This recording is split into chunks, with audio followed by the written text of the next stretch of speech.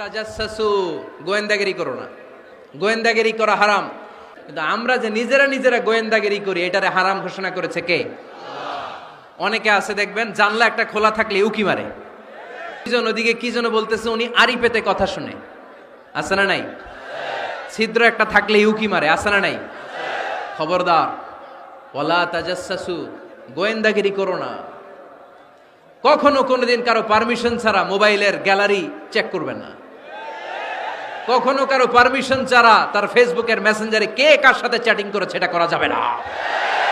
কখনো কারো পারমিশন ছাড়া তার মেইলের ইনবক্স খুলে দেখা যাবে না। কখনো কারো পারমিশন ছাড়া কারো ব্যক্তিগত চিঠি পড়া যাবে না।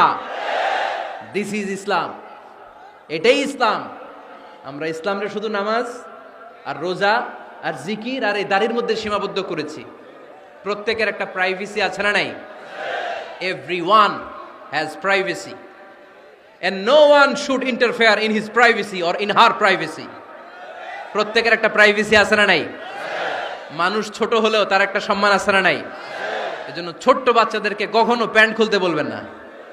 অনেকে বলে আরে ছোট মানুষ, খোল খোল, আরে তুই খোল, এই খোল খোল খোল, তো আছে না নাই? ওরও প্রেস্টিজ আছে, ওরও সম্মান আছে। খবরদার, everyone has a personal space and no one should interfere someone's personal space.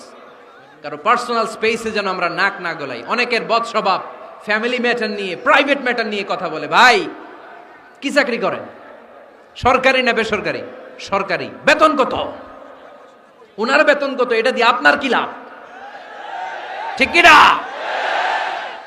মানুষ একটা দেখলি ভাই বয়স কত, ভাই বেতন কত, ফার্স্ট ইমপ্রেশনে, ফার্স্ট যখন আপনি কারোর সাথে দেখা করবেন বেতন কত, বয়স কত, এগুলো জিজ্ঞেস করা যাবে?